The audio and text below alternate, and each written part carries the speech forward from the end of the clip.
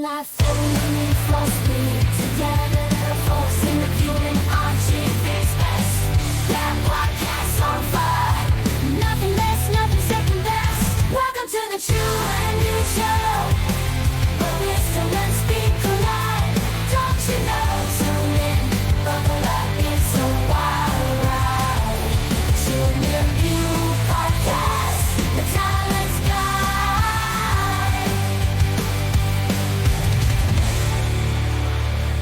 What is going on, guys? Welcome back to the True and New Podcast. Oh my gosh, what a week! What an amazing week. Did you miss us last week? I know I put a radio. He did a radio. Oh, it's for Mother's By the way, Day. buddy, well done. Thank you. Mother's Day episode. So I hope you guys enjoyed that one. But we've been itching all week. This was the interview Not that we've because been. he hasn't taken a shower, but we were itching all week. That's besides the point. But and also we can't forget Mr. Quiz on the other side, right over there. What's going on, Quiz? Quiz over there to help us out with the comments today. Wake up, dude! It's showtime. We're live now. Live. That's a lot of excitement over there. All right. So, guys, we have a special guest with us today. Very special guest. My gosh, We've been so excited for this. we've guest. been anticipating it for the last couple of weeks. Yes. And it's just the cool thing is that I reached out to him and he answered right away. It was kind of embarrassing because I put the wrong name when I did reach out to him by accident. Maybe you shouldn't be telling this. I shouldn't be telling the story at all. I mean, here we are anyway. But, ladies and gentlemen, without any further ado, ladies and gentlemen, let me introduce to you guys Mr. Garry Chalk, ladies and Yes. gentlemen. Welcome to the show, Mr. Chalk. How's it going? It's going very well, thank you. I'm up here in my man cave, There you go. Okay. which is my place of seclusion.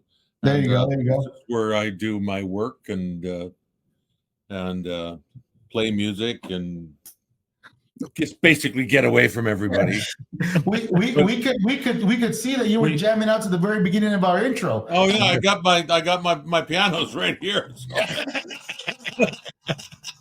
I don't know if you can see it, but there it is right there. So, There you go. There you go. but no, what happened was I got booted out of my studio Oh, okay. Oh. downstairs on the ground Oh, floor okay, understandable. because my kids moved in Okay. and they needed a place to live, and so they got my studio because of the bedrooms. So I had to move upstairs, Right. but there was nowhere for me to go because my wife's office is right there, and it's too noisy if I'm playing music and doing Right. stuff. Right. So we bought a greenhouse. Oh, okay. And Okay. we put it on the roof deck of our house. I have a roof deck. I don't Okay. know if you can see it, but That's that's back there. Anyway, okay. I have a roof deck there, Okay. and I closed it in and give some baffles and whatnot, and got all my music and my recording stuff up here. There you go. There you go. And I got this greenhouse. It's made, funnily enough, it's made in Israel, and it's strong. It's withstood 50-mile-an-hour winds up here, and it has no Oh, wow. problems. And it's dry, and I love it. I'd never want to part with it. Should I boldly say it transformed into a man cave? Okay. I'm sorry. Yes, just thinking out loud. Yes, okay. it transformed. Yeah. It transformed into a man cave. Yeah. I've been up here for 2 years now, man. I love it. Oh, that's fantastic. That's awesome. It's great when you're able to pivot successfully, especially when you make sacrifices for your family. That's true. That's Well, true. That's the important thing. Right. Yeah, Exactly. absolutely. You They were. try and move in here. That's it. Oh no, the gloves are off. The gloves are off. Yeah, I don't blame you. It's, So let's start from the beginning, Mr. Chalk. Tell us a little All bit right. about yourself, where you grew up, and how we got into voice acting in the area you're in now. Wow. Okay. Well, okay. Kick back a little bit and have a listen. Yeah. Oh, we are ready to go. Yeah, the floor is yours. Go ahead. I was born in the UK. I was born in a place called Southampton in England, Mhm. and I immigrated with my family here in 1957 out to Vancouver. And we were on a plane load of Hungarian refugees who were Oh, coming from Hungary after the revolution in Hungary. Oh, okay. Okay. And we flew from London to, I think our first stop was Iceland.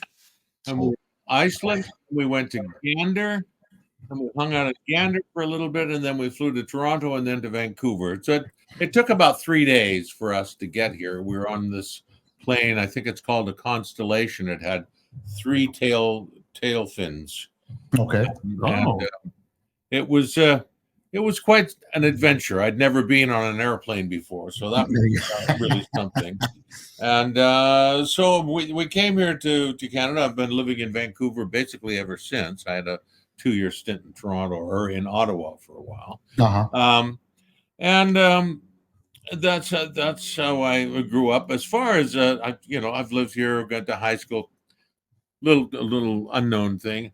I went to 15 different schools from grade 1 to grade 12. Wow. Oh, And I was never a bad guy. There you go. Figure that out. No, I just kept. My parents just kept moving around and moving around. I guess they were looking for the right neighborhood. I don't know, but Right. I learned how to make friends fast. And, That's awesome.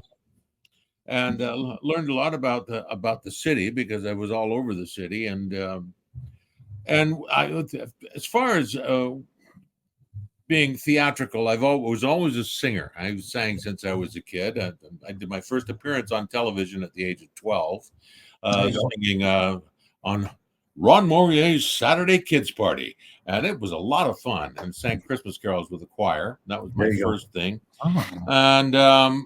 And I didn't think much more of it. I loved to sing, and I was always participating in things like that. But I never thought about theater or working as an actor until I got into high school. And a friend of mine, Keith, he tried to talk me into doing this musical play that they were doing on at the theater at the school. And I said, I don't think so.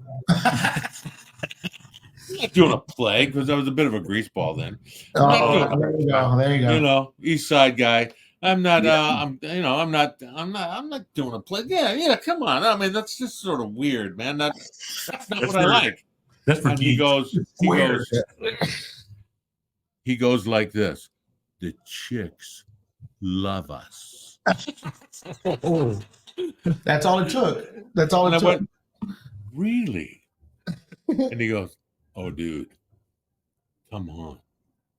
So I said, okay, I'll do this. And I ended up playing in this play called The Boyfriend, which was fantastic. And I made a lot of people laugh. I got hooked on making people laugh, and that was really fun. And of course, there were always the chicks. Yeah. But that's politically incorrect today. The females, the women, There you go. they There you were go. no, they were very, very nice, and I quite enjoyed them. And I mean, just their company, and because I was in high school after all. Where's that rim shot? I was in high school after all. You know, I wasn't quite yet a walking hormone with feet. Anyway, I started doing these musicals, but I always thought it was just for fun, right? Right. And so I did about 3 or 4 different musicals, and then I went into work in the real world when I finished high school, and worked as a stock trader at the stock exchange, and a phone boy, and a board marker, and then I worked in social services. I worked in restaurants as a waiter and a cook, and all these different things. And I had a sort of an epiphany, and I got really sick with some kind of a stomach thing, and I ended up in hospital for like, I don't know, 10 days or so. And while I was in the hospital, I was thinking about my life, and I'm going, you know what? This is crap. I'm going to do something else. So I went back. I decided I was going to go to university. No, I went to university and or college Love the because I enthusiasm. wanted to be an English teacher and Oh, okay. a anthropology teacher because I love anthropology. Okay. So I did that and I excelled at those things.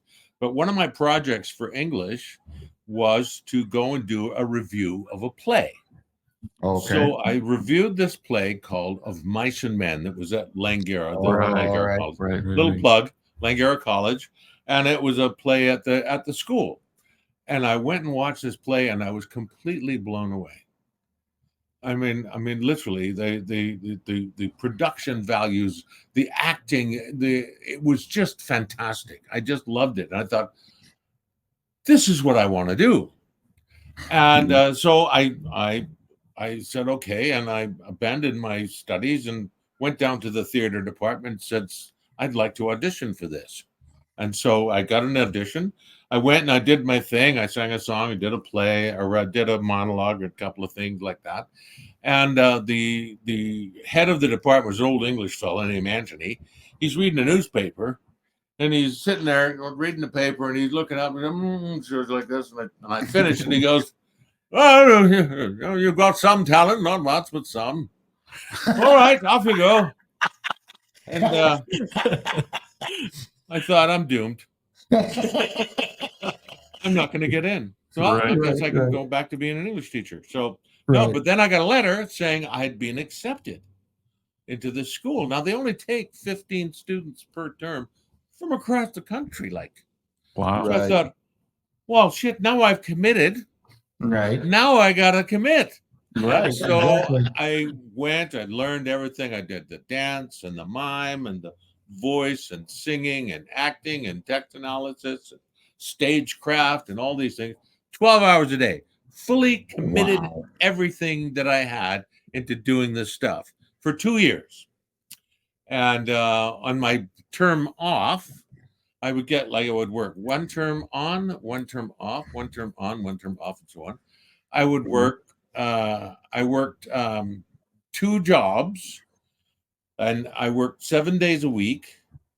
And it would be like 16 hours a day for 5 days, and then what do you call them? 8 hours for 2 days. Oh, wow. And what I did is I took the daytime job, and that paid for my school, and the nighttime job paid for me living. And so I did that, and I graduated from the theater school. With of the 15, only I think 3 or 4 of us only graduated. Oh, shoot. And only 2 of us were actors. I think no, 3 of us were actors who are still doing it.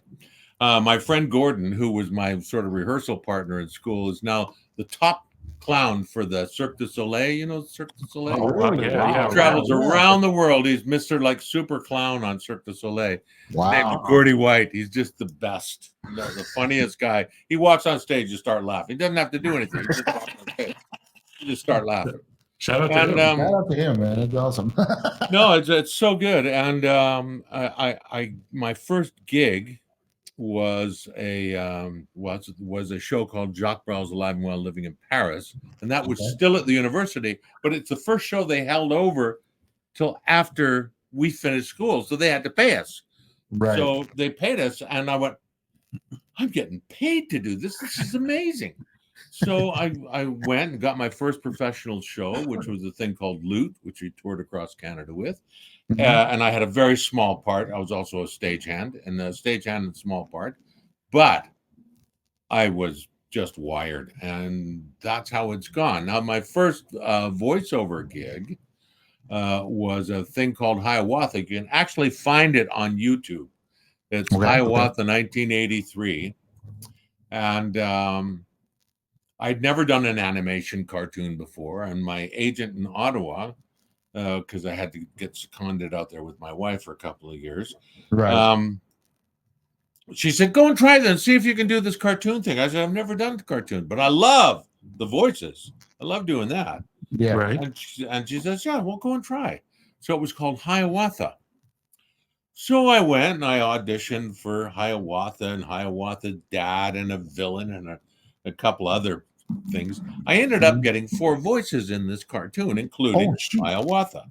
There you go. And I went, well, this is great. So I, come up with these different voices for the, hi, Ujikiwas, you can't do this. And they did different voices like that. And I got my check. And I went, what? Oh, well, this is good.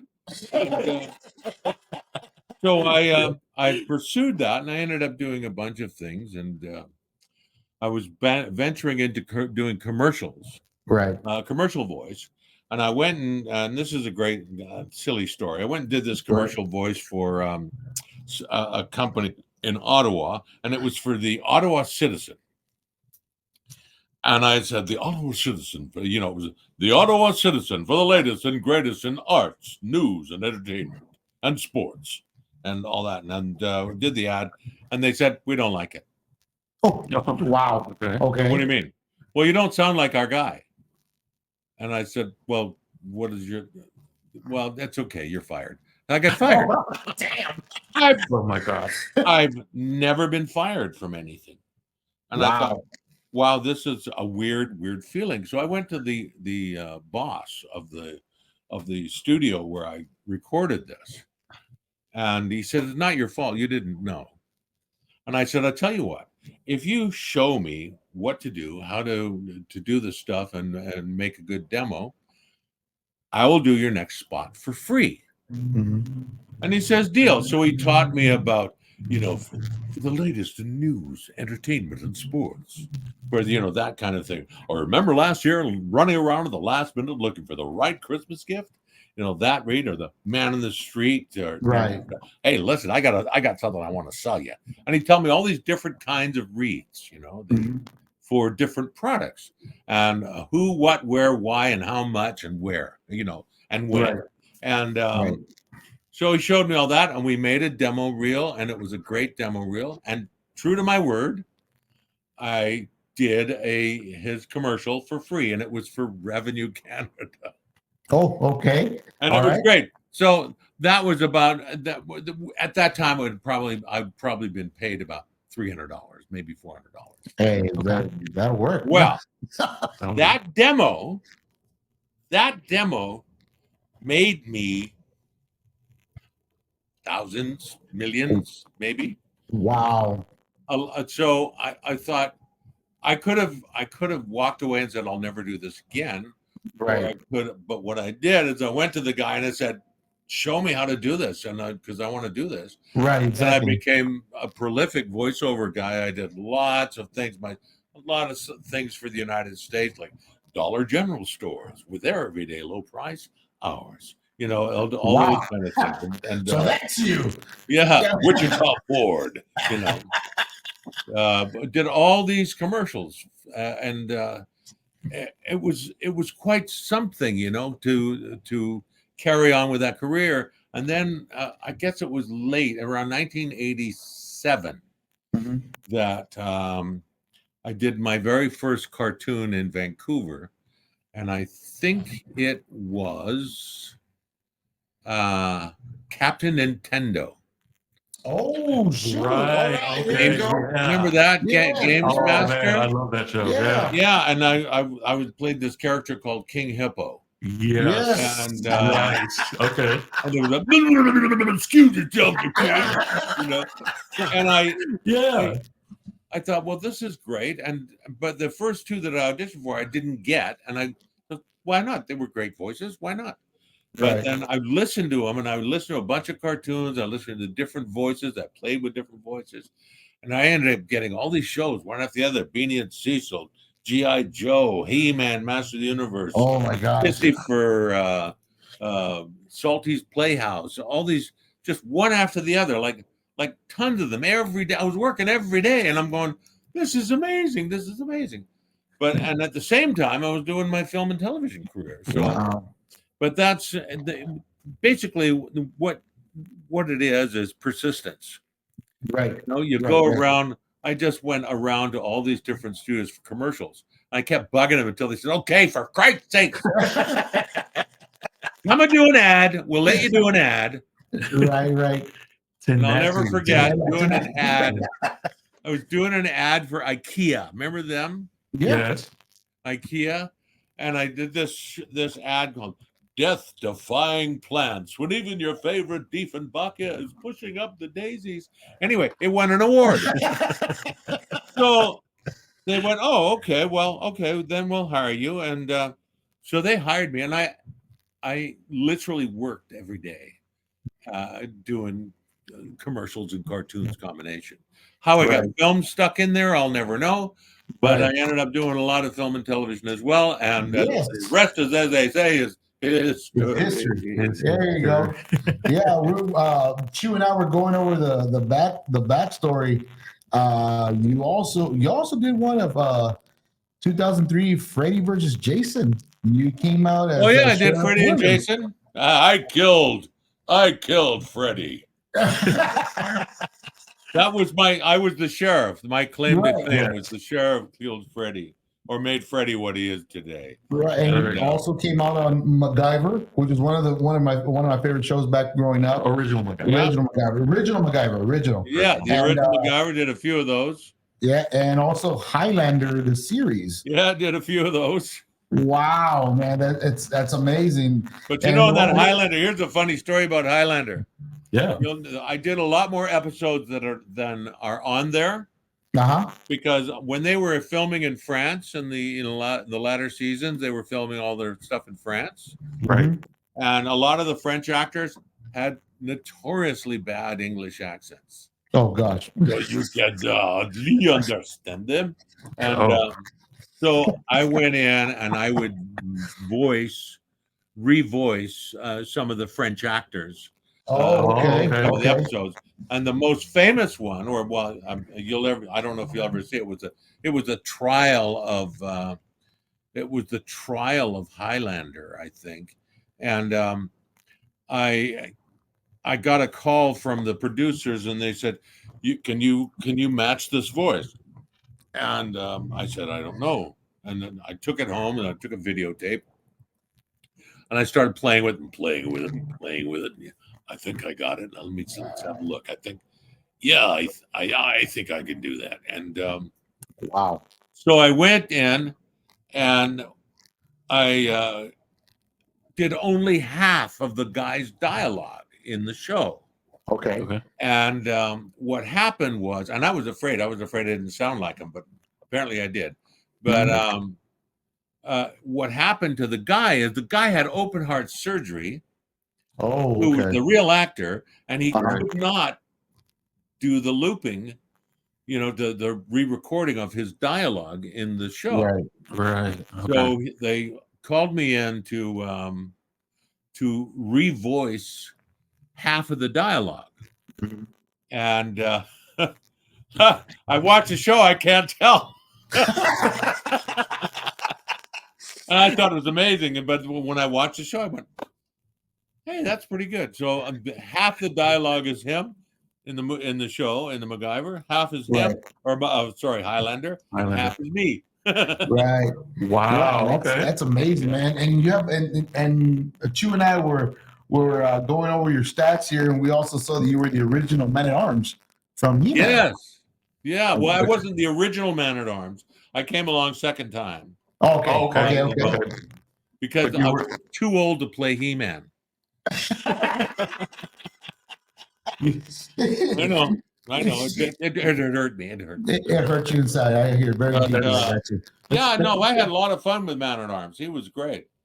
Yeah. No, he was an iconic character, but I mean, just on building on what you said, how do you process that? You know, they tell you you're too old to play He-Man. I mean, granted, the guy who did He-Man sounded Well, kind of because He-Man played two characters. He played Adam, right. who was a young man, and he also played He-Man, who was, "By the power of Grayskull, I Right. have the power."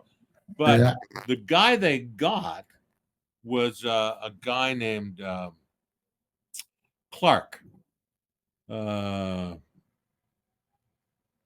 what's his name? Something Clark. Chris Clark. I can't. It's been so long. But It's all good. Mr. It's all Clark. good. Don't worry about it. Cam Clark. That's who it was. Cam Clark. Cam Okay. Clark, Cam okay. Clark. Cam Clark. And so Cam Clark could do that voice, but he could also play a very young man. And so he played the two okay. parts. Whereas, when I did He-Man 20 years ago, or however long it was, almost 27 years. Let's not talk about how long it was. Let's not. Anyway, so I did those, but then they gave me Man at Arms, and that was wonderful. So I ended up doing that, and I love that new iteration. It was great music, great story, and great animation. It was really Right. Now, going forward to the most iconic one was Optimus Prime himself. Optimus Yes. Prime Yes, the Optimus Primal. and Beast Machine. Primal and Beast. Prime and Optimal, and I did those guys. How did it come about you coming up to do those voices? Were you called up, or did you go ahead and I auditioned audition for that, and it was quite the process. I auditioned about 2 or 3 times, and they narrowed it down, and it came between me playing Megatron and David Kay playing Optimus Primal. Okay. Oh shoot! And Okay. then they decided that I would be a much better Optimus Primal than a Megatron. And I actually did play Megatron once Okay. in the Unicron trilogy. I think, I'm not sure. Okay. I know that I did, but I just don't remember it. But so they made me Optimus Primal, and so I thought that was cool. I really didn't have much of a history with the Transformers. I did the commercials, I think, back in the 80s. I Mhm. did some commercials, Transformers Generation 2 with Jetfire, go. And I was, remember those, but that's all I remember. Right. I knew nothing about the toys or anything. So I guess it was in a great place because I could just play me. who I am. Just be the And character. they really liked that. And I didn't think anything of it. I just went, oh, great, another cartoon. And I'd been working cartoons all the time at that time. Right. And I had no idea. And then they brought the cast down to Los Angeles for a Transformers convention in Anaheim, I think it was. Oh my goodness! And so I thought, oh, great. I've never been to a convention before. I didn't know what to expect. Mhm. And I went down there, and the organizer brought me into this auditorium. And there were these 3 women sitting there at a table off to our right. And they said, hey, gang, this is Optimus Primal. And I don't know if you've seen Galaxy Quest, the movie? Yes. Remember when Tim Allen walks into the convention and all the girls go,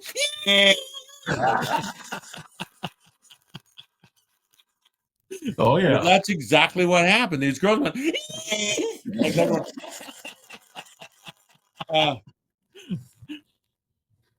okay.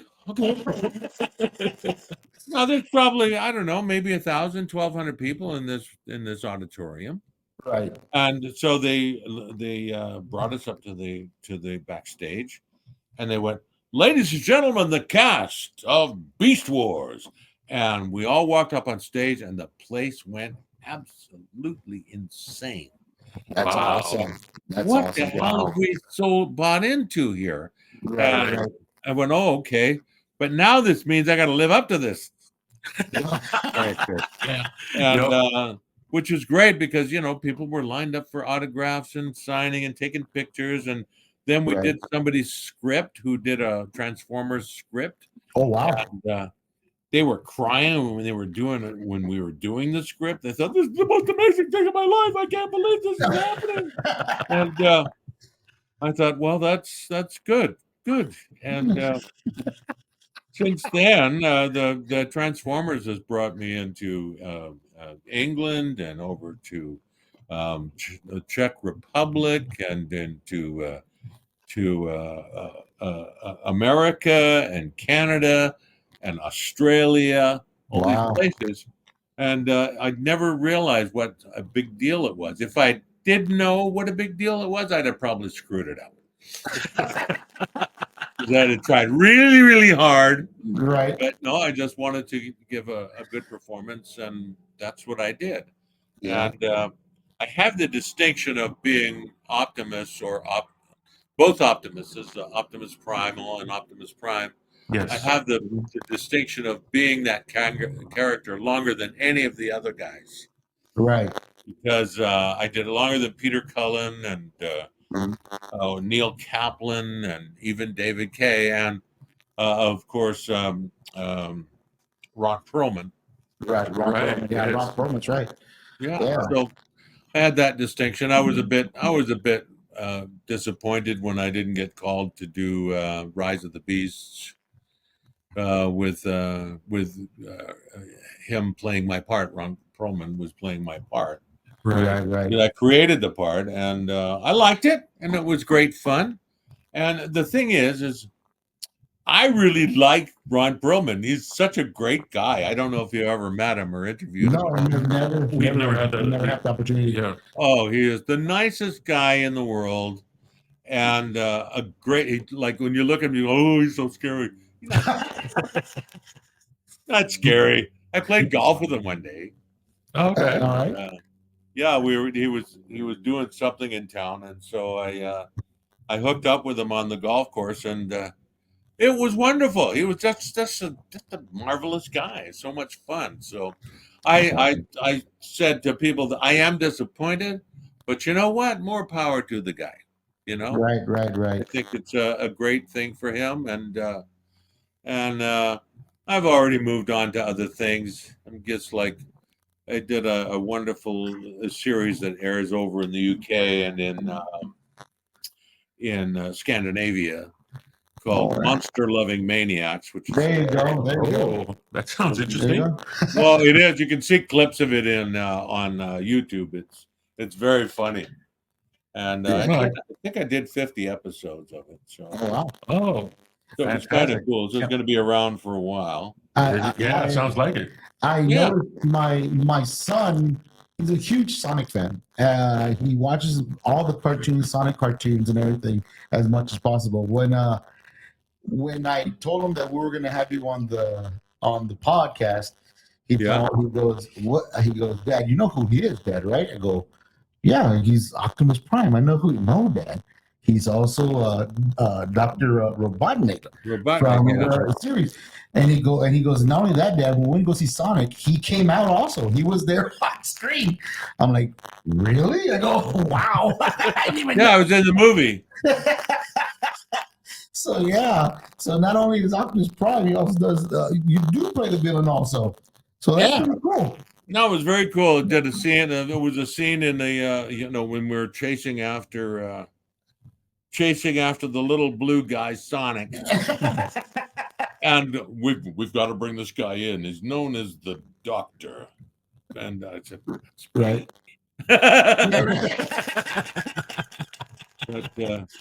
but what happened with that is in the New Adventures of Sonic, Right. I was playing Grounder and Yeah. other characters. We were the henchmen, Scratch and Grounder. Right. Okay. And a great pal of ours, Long John Baldry, who was a rock and roller, played Dr. Robotnik. And his voice was like this. I hate that hedgehog. Grounder, bring me a Sonic Miraculator. And I go, okay, well that's kind of cool. And that's his voice. Right. That's what he sounded like. And I remember I used to drive him home after the show. Sometimes he wanted to go downtown. If I went one half a mile over 30 miles an hour, he would go, "Oh, yeah." I said, "What? Too fast. You're going too fast. Don't scare me." He said, "No, you're going too fast. Slow down a bit." And he was such a gentleman, such a lovely man. He passed away a few years ago. Quite a few years ago now. But, so what happened was he had his band. He was a famous rock and roller, and he was touring all over Europe. So he couldn't do Sonic. And Right. while he was away, I was the scratch track. Oh, I would do okay. the scratch track for him. But then they said, you sound like him. You do it. So I ended up playing. You do it. Dr. Button. Just do it. Yeah, Yeah. you do it. Oh, there's a great story about that too. If you've got time. We got time. Okay. Absolutely, yeah. We'd love to hear it. We're doing the cartoon show, The New Adventures of Sonic, and my friend Phil Hayes and myself were playing Scratch and Grounder, and we'd done about 6 episodes, and we were doing kind of a Abbott Costello kind of thing, and All right. the producer came into the studio and she goes, "They don't like the voices." Okay. Okay. What do you mean? They don't like the voices. Come up with something else, something brilliant, or you're fired. Wow. And I went, when do you need this? Now. Okay. No pressure. No pressure at all. No Oh, pressure. wow. So we started coming up with all different kinds of combinations. Mutt and Jeff, Spike and Tyke, all the different, combinations of that. And nope, not happening. Tick tock, tick tock. Wow. So I said to Phil, I said, Phil, you play Scratch and I'll play Grounder.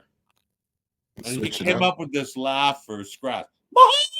Like that. And I came up with this.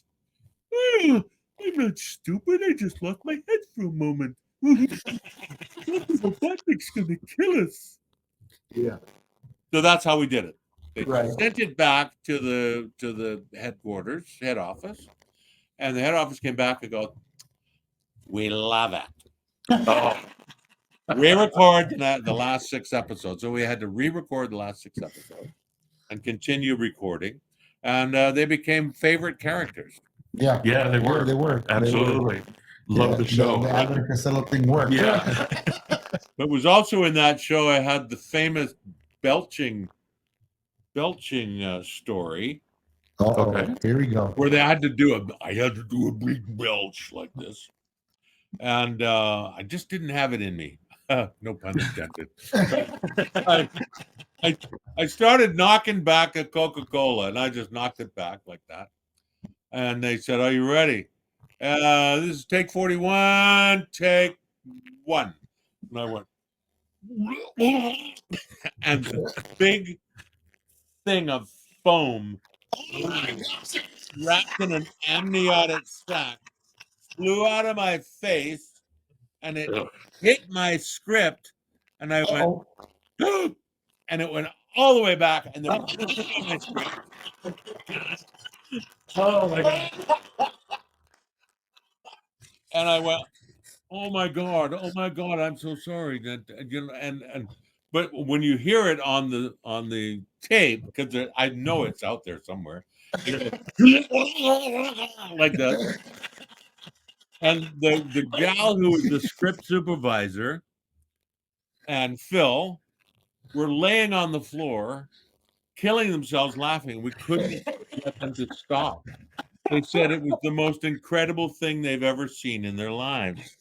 It was just like this big ball of Coca-Cola foam. Just literally hit my script. And I went, and it went right back. Wow, I feel like a Stargate.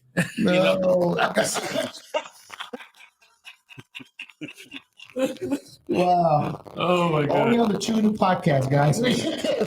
Yes. But it was pretty exciting, I got to say.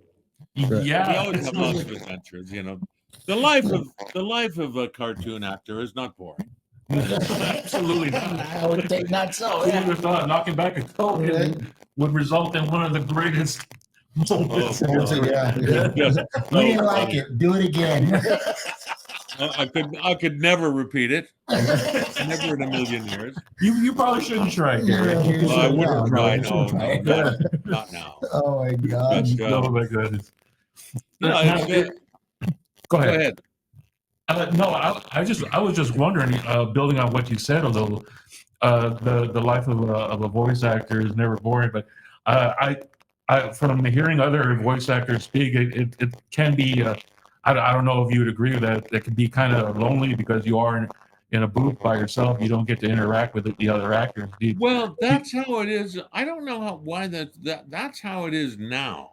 Mhm. Or that's how it has been with COVID. We all had to do our recording separately. Right. Right. But all the shows I did in the past, we all did it ensemble. It was ensemble recording. Right. Right. And the reason why they did it ensemble is because there's a process that goes between actors that's organic, and Right. you have reactions and ad lib things that just don't happen normally. Right.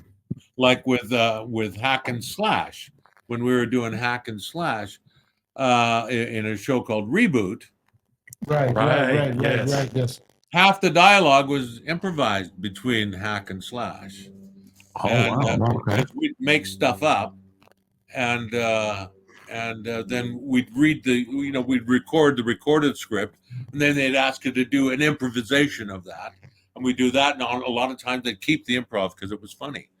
But now, I mean, the last show that you're talking about, Monster Loving Maniacs, I did all 50 shows by myself. Wow. In the studio. There was just me, and because of COVID. So, but the great thing about that is you can record it really fast. Okay. And knock off 4 episodes in an hour and a half, which is Wow. pretty good, because usually it takes about 4 hours per episode.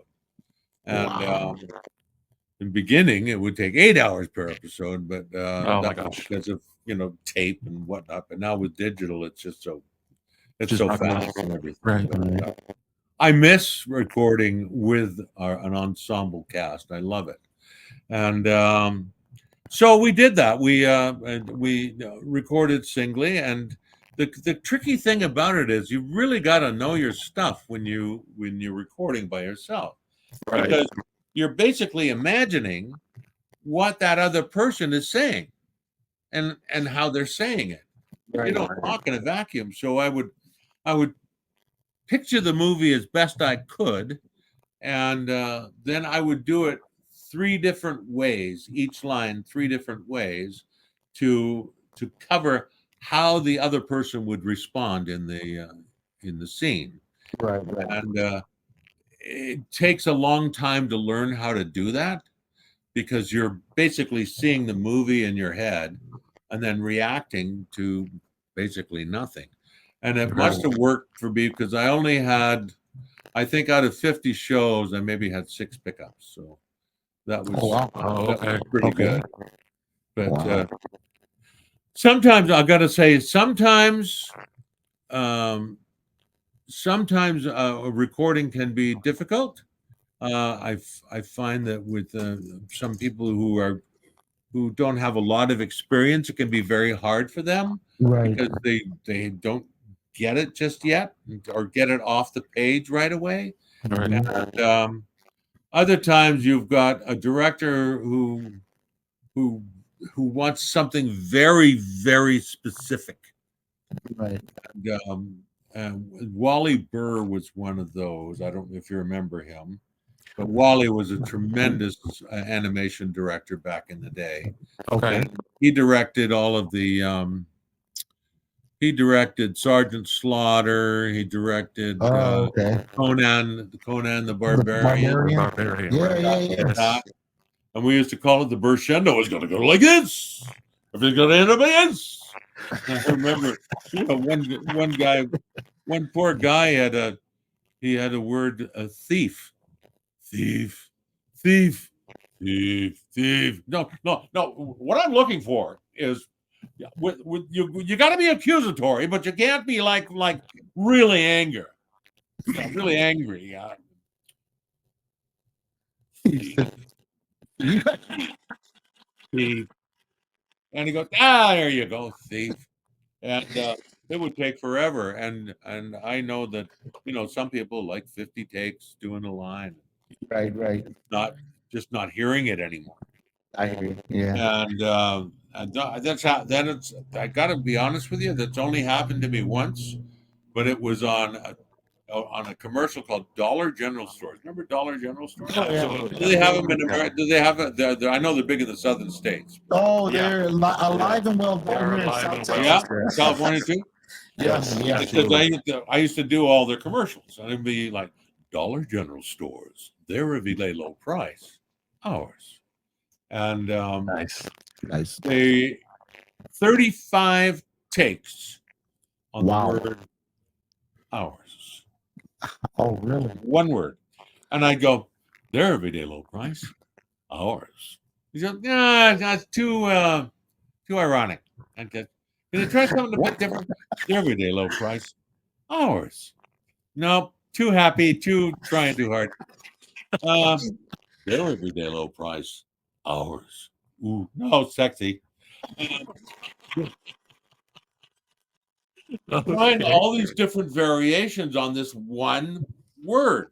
And Wow. they eventually went for take two, but Oh my 35 gosh. takes, Wow. and it's like a mantra. You forget. You're just going ha ha ha.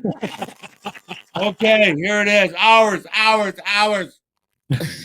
Do you appreciate that kind of feedback, or is it just like enough is Well, enough? it's sometimes when you got too many cooks, Uh-huh. you know. Right. I remember I was doing a commercial once for A&W root beer, Okay. A&W Drive-In.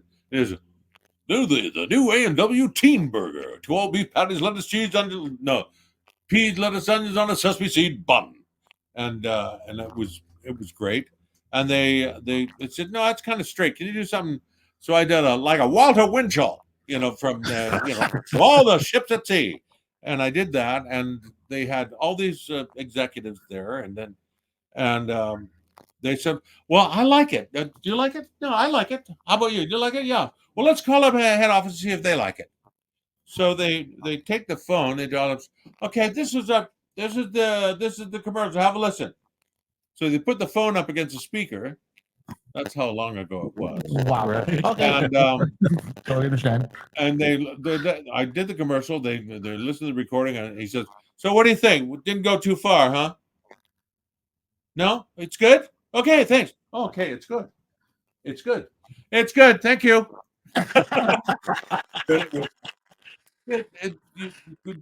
Sometimes it's so crazy because you have different people have different ideas, and they all have to put their input in. Right. And I've had spots where, like that commercial for Dollar General Stores, where I'm recording here. They got the ad office in St. Louis, and the head office down south somewhere, and we're all on these telephone lines, and there's always the delay between this and that. Got what they call a landline, not like today. This is great. This is how I actually did my last cartoon. There you go. The director would be on a screen like this, and I'd be sitting in the booth, literally, with nothing but the engineer. Okay. Fantastic. But yeah, so that's it. I mean, I love ensemble playing more than anything because of the organic nature of it. Right. But you've really got to be on your game when you're doing solo in the booth. I think it was Bruce Willis one time had one line that he was doing for Over the Hedge, and he says, Oh, Okay. I've done this line 51 times. This cartoon stuff is really hard. oh, Were you on the other side looking amateur? Huh? Were you on the other side? Oh, amateur. Amateur. what a noob. What a noob. You don't got what it takes. I would have gotten the second take. But he was okay. He was good. I liked him. My But favorite. obviously, he didn't stick with it. No, he didn't. Yeah, he didn't stick with. He was just carried on with his acting career. Yeah. Well, no, he did okay. I mean, he was doing his thing, and that was all great. And I really like, you know who my favorite cartoon actor is? John Leguizamo. Oh, okay. Yeah, Yeah. yeah. I mean, when he played that three-toed sloth in Ice Age, Yeah. Yes. Oh my God. Yeah. He, he's just so great. he inhabited that sloth like Yeah. I mean it was him all along, you know. Yep. That's Yep. that's his Yep. inner Yep. being. Yeah, it was No, and crazy. he does some very good voices. He does very good voices. Yeah, I'm really amazed to see him. And so what's his face? Maurice LaMarche is another one. You know, that Ren and Stimpy guy. Oh yeah, gosh. right. Yeah. Oh, Ren, Oh, what do we do now? We're going to take over the world. The, no, sir. I I don't love like it. no, I love him. His voices were great. I worked with him on a show called Salty's Lighthouse, Uh-huh. and I've met Pete Cullen a few times, and I've met Frank Welker and William Oh, okay. Bell, and or met a few of them, and they're a great group of people. If you ever get a chance to interview them, Right. they're pretty They're cool. fantastically talented. Yeah. Yeah, Yeah. that's one for the books. I mean, we were to get anybody that's done voice acting or been in a movie or anything to be on our podcast to give the RGB a warm of encouragement to proceed in something that you guys do. You know, this is more like a study, I guess, a study video or a manual to see what it takes to get out there in the pictures. I guess Well, in the pictures. Well, Well, in the movies.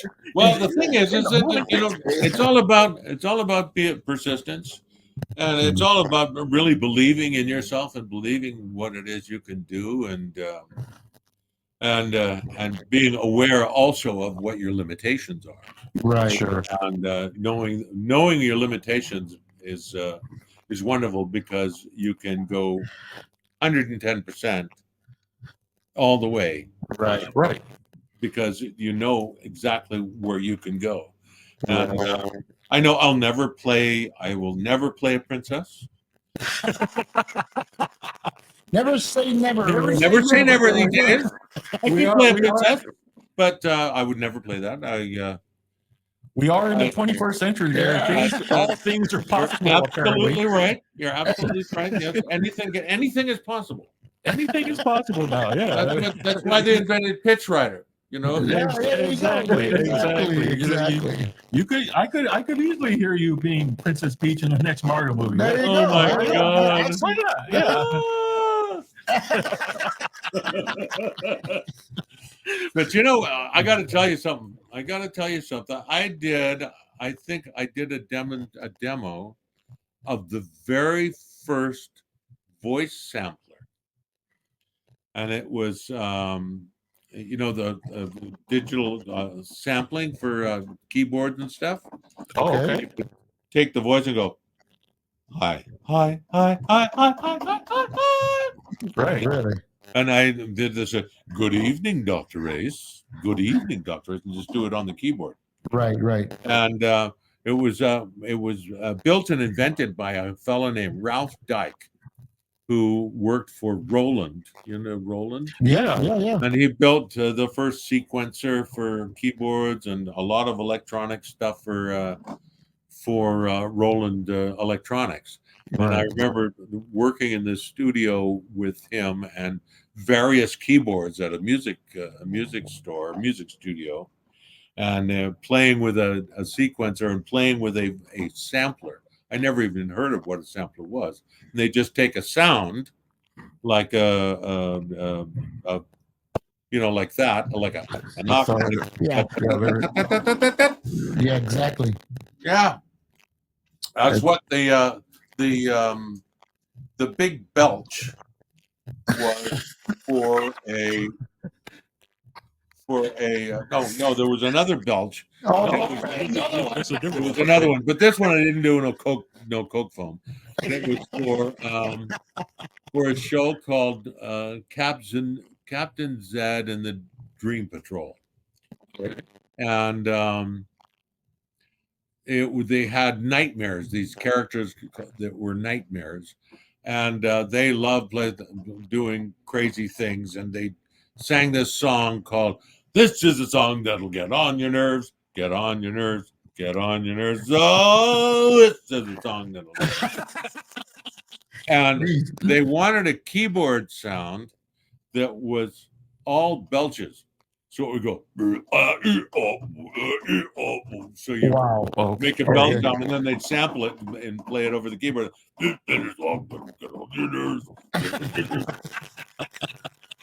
Yeah, crazy stuff we did. I tell you what. Well, you are the innovator, sir.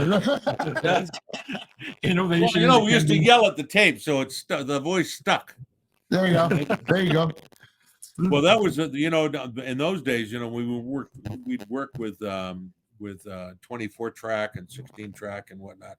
Oh, And I remember doing commercials, laying the voice track down in the commercials, and you would go, if there was a mistake, you'd go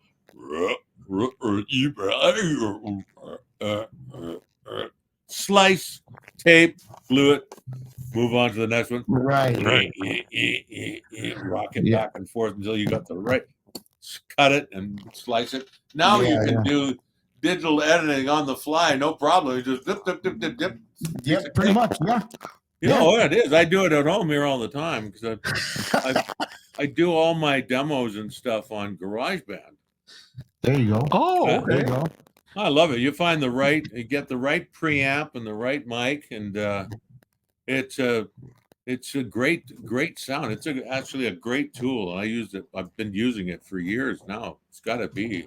It's amazing how the technology has come so far that you can actually do everything that you used to be able to do in a studio. Yeah, that's true. In your home. You can do it in your home. It's amazing. Right. I remember I had one of the first Apple laptops where it was a tabletop, but it looked like a bulb like this, and it had a digital sequencer in it, but you had to program everything. You had to program the note, the value, the rest, whether it was a quarter, eighth, 16th, whole note, half note, and then it took all day to do like 20 bars. And then when you played it, it would go da, da, da, da, da, da, da, and it just never sounded good. It sounded like it was made by a machine. It didn't have the feel. Right. It didn't have that organic. Like the Mario Brothers music. There you go. I hear you. But now you can play it live, and it's just like recording on a tape recorder, only a really good tape recorder, and having an unlimited number of tracks to play with. I mean, that's just fantastic. Yeah, and with I don't know how you feel about it. AI is in kind of encroaching on everyone's business. that facial reaction right there pretty much says it all. Right there. Should we just? I don't know if you've been watching. I don't know if you've been watching on Facebook. They have these AI. They have these ads from Mark Zuckerberg and Jimmy Pattison and different people, all going. You know something? I have an opportunity for you that's going to be the most amazing opportunity you've ever seen. I am a billionaire. I didn't always be a billionaire, but now I am a billionaire, and I'm going to show you how to do it. Well, I know that guy personally. And he doesn't sound like that. Jimmy Pattison, I used to work for him. I was a lot boy for Jimmy Pattison when he had a used car lot back in the early 60s he was like Jimmy Pattison car lot. It was Jimmy Pattison Ford, I think. And I used to wash cars. And I remember he's got a voice like this, and as he got older, his voice got a little thinner and reedier. But the voice that's on the commercial is, "Hi, I'm Jim Pattison." And I said, "No, scam. It doesn't sound like that." And Mark Zuckerberg doesn't sound like that. But they match the voice to the mouth. Right. Yeah. Perfectly. When they take they've even got Pierre Elliott Trudeau, the Prime Minister of Canada. Yes. One of these ads. Yes. Oh, come on. But that's the danger of AI. Right. AI can make you say or do anything. And That's what I don't. We've been vehemently against it in our unions Right. Right. because Yeah. it can kill us, especially in voiceover. In the voiceover, I mean, you listen to these ads or stories on YouTube. So this is now. What was the one I was just in? Hadrian's Wall, built in Scotland in the 3rd century A.D. was or CE, was one of the most formidable engineering contracts in the world, and it sounds like from what I know, it sounds like an Asian person speaking English, and Yeah, I got you. Yeah. when you listen to the ad or you listen to the voiceover on the YouTube, like on YouTube and that, Uh-huh. and those things on Facebook, they're all AI generated. Yes. Yeah, you're right. I don't know if let's see if I can find one here. I'll find one. They're actually quite amazing. I won't infringe on any copyright or anything. No, but you do have a point. It's the uncanny valley of the voice that they use. Exactly. Not only that, but pictures also, and Yeah. video and all that stuff, man. I mean, Yeah, it's insane. yeah. Yeah. Oh, I know which one. It's those there's ones this one next week. Not the golf. I do like the golf one though. Yeah. But it's, where is it? I mean, AI. We've had guests come on our podcast. Musicians Yeah. who are worried about that exact Yeah, thing. exactly. They say there's a pro to it, and also there's a con to it. So, Creativity wise, it is interesting because it can take you down yeah, certain interesting yeah, paths. exactly. But I think this might be it. Okay. listen to it. Okay. See what I can see? Eagle eyes. Oh no, that's a real guy. Yeah, You can always tell the real guys. I got you. Oh, here's this one. As The the brutal ashes of fate World of War II settled, casting long shadows This one. over a world weary from years of conflict. that's sinister AI. Undercurrent began. Yes. Yeah. The year is 1945. Yep. All of the Yep, third yep. Yeah. Army There's I call it the uncanny valley of voices. Is that it does sound mechanical. There's no warmth to it. No, there's nothing. There's no dynamic. Yeah, there's no dynamics to it Exactly. as opposed to someone like an actual voice actor. Yeah. I don't know if there will come a time that people can't pick that up, but I mean it's Well, scary to think about. I've always said that you can never duplicate a human voice because all you have to do is look at a human voice on an oscilloscope. And it has so many different bands in it. There are so many different variables within a voice. Trying to find a person with perfect pitch is like I have good pitch, it's not perfect. But when you think you're hitting a C note, la, if you watch it on a oscilloscope, it goes up and down and up and down and up and down. It never stays on exactly on the C. Right. Same thing with these voices. They never vary. They don't have that human quality. Like even that little breath, we take a breath between words. You don't ever hear it. Exactly.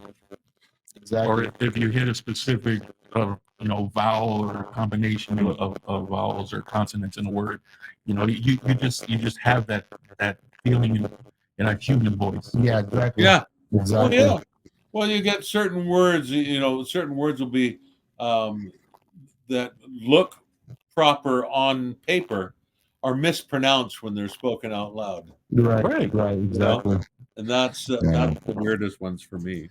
Yeah. Guys, we are an hour and 5 minutes into the podcast. Oh my God! That's Good Lord. crazy, man. Has it been an hour already? Nothing but hardcore information from Mr. Chalk, man. Hardcore information. It's been a blast. I Dude. know, dude. It's always a It's great awesome. story, man. Yeah. Yeah, quick. I mean, one last question for you, Mr. Chalk, before we go. Through the career you've had through the years, Um, what would you say to you, an upcoming who want to go into voice acting, be an actor, a musician, or go into the arts like you did? You know, what advice can you offer? And on top of that, if Mr. Optimus Prime himself was right next to you, how would he say your career has been? If Optimus Prime was sitting right next to me, Exactly. how would I You know, say you my look at- career been? My That's what- career has been, I gotta say, amazing. I have Awesome. had a completely blessed career. I've never been a famous movie star. I don't make, millions and millions of dollars. I'm just a working stiff. I'm what you call a blue collar actor. There you go. And I never made aspirations of being a star. All I wanted to do was work at it and make a living doing it, and that's what I did. And as I've said before, small steps. You take. I'm going to learn how to do this, and then you learn and said, I'm going to try and get a smaller job, or I'm just going to try and get a job, and then somebody will give you a job. Well, you take it, and then you move on, and you move on, and you aspire to bigger and better and greater things, and then one day you'll look back and you'll go, how the hell did I end up here? And that's basically what it is. If somebody had told me back when I was just getting out of school that I would be sitting on a podcast talking about my 40-year plus career, I'd have laughed in their face. I had no idea this is how it was going to be. All I knew was that if I could just stay with it and commit to it 100%, and that's what I did. I stayed committed to it and kept always trying to hone what little skills I had, Right. keep them fresh and keep them up and keep them happening all the time, and always be committed and be basically true to yourself, because there are a lot of people who are in love with the idea of doing this, Right. but the reality is not easy. The reality is full of rejection and full of self-doubt and all these things. And the thing is, you develop this thick skin of like rhino skin, and you said, doesn't matter. And this is what I say to, when I was coaching people and teaching, it says, whenever you go into an audition or you do an audition, everybody's pulling for you. You want to get the part because, well, if you get the part, you get the part and you get paid. Your agent wants to get the part because they get a cut. The casting agent wants you to get the part because it will make them look good that they brought you in. Right. Producer and director want you to get the part because what if we can find this guy in you or this girl in you, then we don't have to worry anymore. It won't cost us any money. We'll just say that we've got you. And that's the thing, is I'm here to solve your problem. You're not here to solve my problem. And it is my job to make sure that I do solve your problem in the best way possible.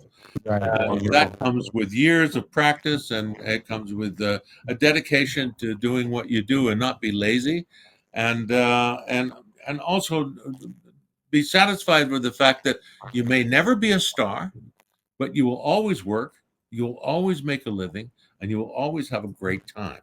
If you keep aspiring to the high, and if that never comes, then you live a life of perpetual disappointment, and that doesn't work out so well.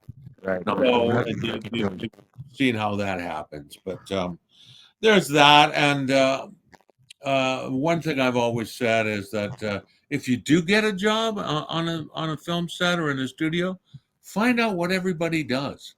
Find out what everybody's job is. You may like those jobs. You go on set and respect the people that you work with and the people around you who you work with. Let's say I've done, I don't know how many. I think I'm over 400 anyway. 400 productions. Productions, right. Yeah, and I always go in like it's my first day. I always go in, and whenever I say I'm going to work, I say, oh, I'm going to work. Yeah. And Happy Camper. I'm driving home. I'm driving along, and I'm laughing my ass off. I'm going to do another show. And you go on set, and people are glad you're there, and you're glad you're there, and you treat everybody with respect, and you treat everybody like they're the ones that make the movie work, because they are. Without any one of them. I mean, when you go on set and you look at it, all these people running around, it looks like chaos. It's not chaos. Everybody has a specific job. Exactly. And when you watch it and the whole organic process of it, it's just amazing. Same thing in the studio. When everybody, as I said, when everybody's pulling for you with all that positive energy coming your way, how can you fail? The only way you can fail is basically you don't look like the person that they want. You know, I've sat on both sides of the table, and I know exactly how that works. And I've sat at the table, and I'm going, how the hell are you going to choose? They're all fabulous. Right. Yeah. And that happened. I don't even, do you remember a movie called Big Time Movie? It was a Disney, you know, the Big Time Rush. Big Time Rush. Right. Okay. Well, it's on, I can't remember. I think it's on Paramount. But Big Time Movie. And I was cast as the head of MI6. And they were casting the gal who was playing my partner. And so they asked me to come in and watch. So I'm looking at all these women coming in and reading this part, and I'm going, they're all great. How are you going to choose? Yeah. And the director was a guy named Savage Steve Holland. He's looking at him, and and he goes, you know what? You remember that blonde girl, that blonde girl? There was just this hint of vulnerability about her that I just loved. And I said, yeah, she's kind of cool. And that's the girl who got the part. There you go. And when you watch it on the movie, you go, it makes perfect sense. He was so good. And I just, it was so funny doing that movie. And then I have another one called, what the hell was it called? Oh, Osage County. Okay. Yeah. That one, it was a play. I was doing the play, and the director asked me to come in and read with the women in the show, because she wanted me to play this part in this play. Mm-hmm. And again, it was the same thing. I was reading with all these women, and they all had something different to offer, and they were all fabulous. And I played each one according to what they were giving me, because that's what acting's about. It's about playing tennis, heading back and forth. And That's right. and so it was another suggestion. Janet, how are you going to choose? And she goes, I don't know, but please do my play, please do my play, please do my play. Wow. I said, if my show does not get picked up, I will do this play. And she goes, oh, please, I hate to say this, but don't get your show picked up. Wow. So what happened? My show got picked up. Right. And it was a series called The Killing. Oh, okay. Remember that? It was with Mireille Enos and Joel Kinnaman and me. And it was the most wonderful experience working with those two. They were just so brilliant. And I had to up my A game to be there with them. And we had so much fun on the show. So I had to work the series, and the series was for the whole year, so I couldn't do the play. And I said, I'm so sorry. That's all good. But yeah, that's how it happens. But there's those things, you know, that you just don't know what's going to hire you. If you start to think about things like, oh, they didn't like my hair, or I wasn't black enough, I wasn't white enough, I wasn't this, I wasn't that. No, it's the mood of the universe. That's how it works. Because, like in my case, I've been in the business for so long, over 40 years, and all the actors that I read against have all also been in the business over 40 years, and they're all really good actors. Right, right. And so sometimes you get the part, you go, yay, they all cry. And then sometimes they get the part, he yays, and we all cry. That's the way it goes. They spin a wheel, Yeah. and the wheel of fortune round and round, and where it goes, or where it stops, nobody knows. Boom, it stops on this guy. Right. And I've seen it happen. I've seen it happen in real life. I was sitting in the with the producer of a miniseries I did with Farrah Fawcett way back when, and the producer was from ABC television, Right. and they were casting for the lawyer for Farrah Fawcett, Right, right, right. and I'm watching the tapes with them. And these guys were no slouches. They were all A-listers out of Toronto, and they were just great actors. And I'm watching them. Says, yeah. So what do you think? And Lou, the producer, and David, the director, are looking. They're going, I can't make. Jesus, no, these guys are all good. I can't make. Honey, the producer calls over his wife, and she watches the tapes, and she goes, and he goes, so what do you think? And she looks and she goes, I really like that tie. He got the part. He got the part. He liked his tie. Wow. Oh, wow. Okay. And that's no bullshit. That actually happened. I was sitting right there and I went, oh my God. I Because believe you. that's that they couldn't decide because they were all equally good. And that That's happens. crazy. And it happens even with the big A-listers, the big A-time A-listers. Right.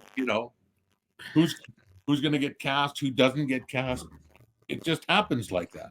And you have to, and the thing is, you have to accept it. And my motto has been always surrender yourself to the universe, and the universe will unfold as it should.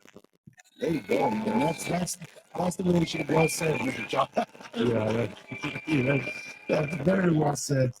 I want to say thank you, Gary. I appreciate you coming on the podcast, playing with us for a while. Great stories, nonstop, great information. Lots of great information. Great information. I do really appreciate you. Do you have any social medias that you'd like to post, or any upcoming projects? No, I'm just on. I'm on TikTok and Instagram. You can find me there, and I have my fan page and that over on Facebook, and you can find me there as well. Okay. That's about it. I have a YouTube channel called Primal Parodies. That's quite fun. We just do parodies of different songs at Christmas time every year. Oh, sweet. Yeah. Okay. So we rewrite famous carols, or it was the night before Christmas when all through the ship. I'll we do that. I'll make sure to go ahead and link that to our We're page. definitely going to link that to our page. Have a look. Primal Anyway, thanks, guys. I got to rehearse now. Oh, Because you're talking about singing. I'm performing tonight at 8:00. So there you go. 8:20. Yeah. So. Well, Mr. Chalk, I will not hold you any further any Thank longer. you so much for your time, Mr. Chalk. We My appreciate pleasure. you, Chalk, and continue doing your legendary stuff because you will be imprinting our minds to the end of time. Thank you so much. Thank you so much, guys. See you later. All right, Have a- bye-bye. have a good You have night. Bye-bye. sir. Bye-bye. Bye. Ladies and gentlemen, that is a That's it. podcast for today. Oh my gosh. All I can say is that wow. Yeah. It's a lot of information from Mr. Chalk, man. Those of you that want to go into the arts of Well, I mean, it's like you said, be prepared for hard work, Yeah. but also be prepared that maybe you won't become the huge celebrity that you think you should be or Exactly. want to be. exactly. Just continue to plug along. And what I find most amazing, what he was saying is that he didn't. It really, I really have heard it from other actors too. Like they didn't know the impact that they were having when they were doing the character. They just showed up and did the character No kidding. and did, you know, their part Yeah, I hear as you, best man. as they could. And I hear you. it just hit with everyone. And, you know, that's how they became this legendary Santa. Right, yeah, I hear you, man. Yeah. But ladies and gentlemen, thank you so much. We will see you next week. We got local talent coming in Right. next week, so be prepared for another great episode of the Tuning Podcast. Any last words, Chu? Surprisingly, no. Wow, Yeah. amazing. I am speechless. Like All this has just been a really great episode. All I know is that we have putos in the podcast right now. Oh, we'll talk about that. We'll talk about another show. Yeah. But anyways, guys, we'll see you next time. All right, y'all take it easy. We'll see you next week at 7:30 p.m.